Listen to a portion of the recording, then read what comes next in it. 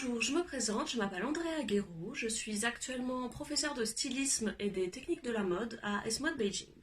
Je travaille dans les milieux de la mode et de l'art textile depuis 2006. En plus de mes 15 ans d'expérience dans l'enseignement, je suis également spécialisée dans l'équipement technique de sport. Mais ma passion première et mon premier métier, c'est costumière. C'est pourquoi le sujet d'aujourd'hui me tient particulièrement à cœur, car il est intimement lié à l'histoire du costume et à l'étude et la transmission du patrimoine textile.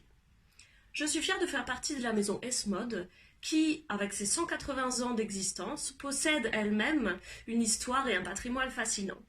S-Mode est la première école de stylisme au monde, fondée en 1941 par Alexis Lavigne à Paris. L'innovation y côtoie donc naturellement les savoir-faire ancestraux qu'il faut protéger et transmettre. Grâce à cette éthique, à la fois conservatrice et visionnaire, nous avons pu ouvrir plus de 22 écoles dans 13 pays, dont une dans la capitale chinoise Beijing, où les mots innovation et patrimoine résonnent encore plus fort. La culture traditionnelle, bien que très intéressante, peut parfois paraître intimidante ou inadaptée. Afin de ne pas perdre notre précieux héritage et en même temps notre identité, il est bon de réévaluer nos méthodes d'expression et de communication de ces traditions. Mon premier point serait d'accepter les dérives comme des points d'entrée pour les novices. J'entends parfois beaucoup de critiques envers des créations qui ne seraient pas parfaitement historiques. Souvent, il s'agit de passionnés, voire même de professionnels, qui critiquent les vêtements d'amateurs, ou même certains costumes de films, par exemple. Bien sûr, on peut comprendre que ces gens très bien renseignés dans leur domaine d'expertise soient un peu gênés par des créations qui ne seraient pas exactement fidèles. Par exemple, mélanger des vêtements de deux époques complètement différentes, ou utiliser une matière synthétique pour reproduire une pièce historique. Mais il faut aussi savoir accepter et laisser aller. Bien souvent, ce genre de costumes ou de créations textiles, même partiellement incorrectes, peuvent être le tremplin d'un novice vers une nouvelle passion. Une personne sans connaissance approfondie peut s'intéresser à un vêtement qu'elle aura vu dans la rue, dans un spectacle ou dans un film, et à partir de là, elle va se passionner pour le sujet. Elle va faire ses propres recherches et petit à petit enrichir ses propres connaissances pour finalement maîtriser le sujet. Donc plutôt que d'agir en gatekeeper, c'est-à-dire en gardien aveugle de la tradition, il faut accepter la vulgarisation et les défauts, car après tout, parler d'une tradition, même de façon partiellement inexacte, c'est quand même parler de cette tradition. Et on touche plus de gens de cette façon qu'en gardant ses secrets dans un cercle fermé d'érudits. Mon deuxième point serait de mixer l'ancien et le moderne pour toucher un public plus large et réintégrer l'histoire dans la pop culture contemporaine. Je pense qu'un patrimoine n'est pas intouchable.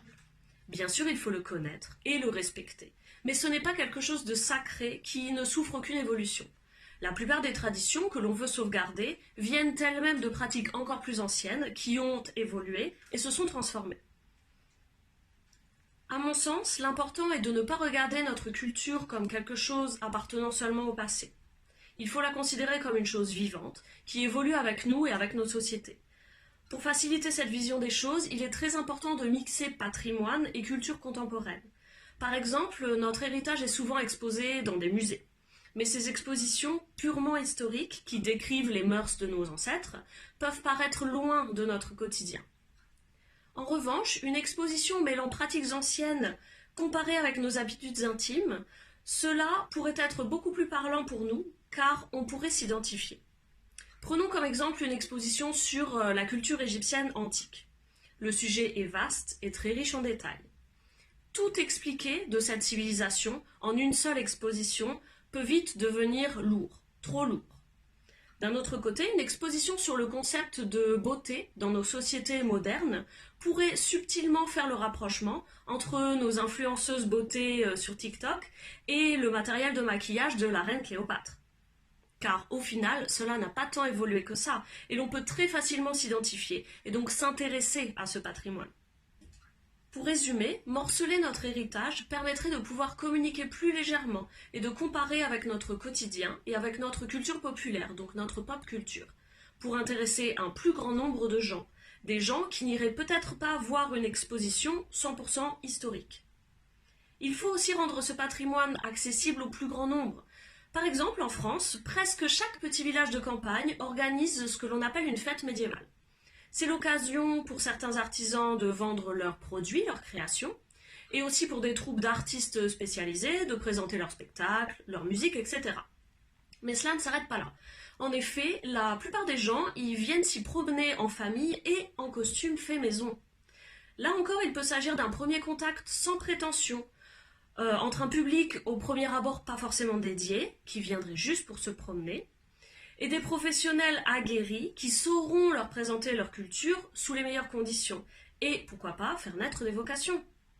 C'est aussi toujours un moyen pour les municipalités de mettre en valeur leur patrimoine et d'enseigner les histoires et les traditions de la région aux petits et aux grands. Mon troisième point serait de connaître son ADN et accueillir les mutations et les expérimentations sur cet ADN.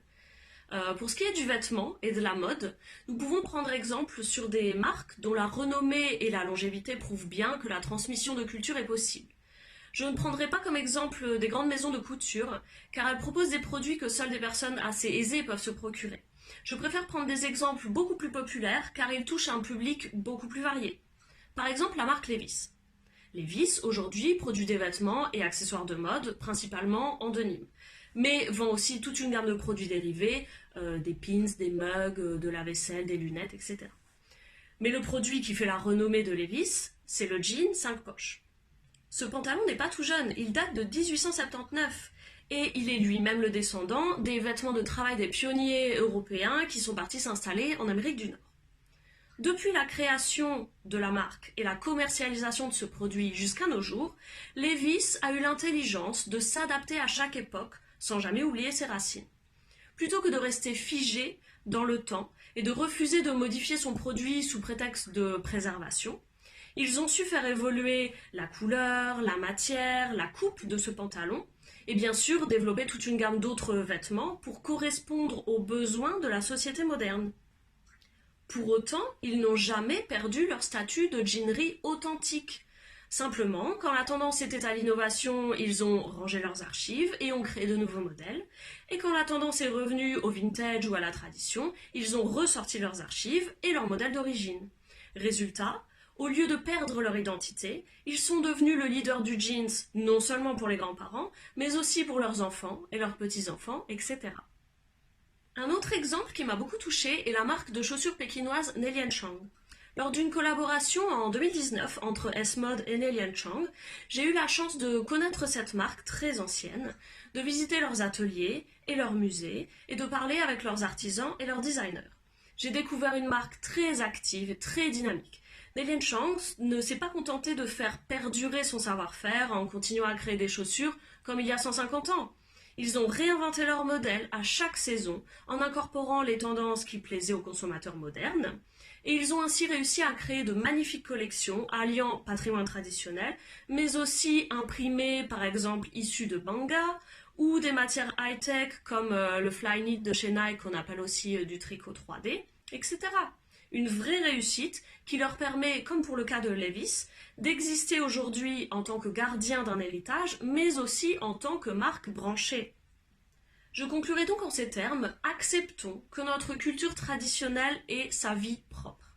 Acceptons qu'elle soit interprétée par des experts comme des amateurs, car c'est cette souplesse qui lui permettra de perdurer dans le temps et de faire partie intégrante de notre vie quotidienne, au niveau sociétal, mais aussi au niveau personnel. Voilà, je vous remercie de m'avoir écouté. Au revoir.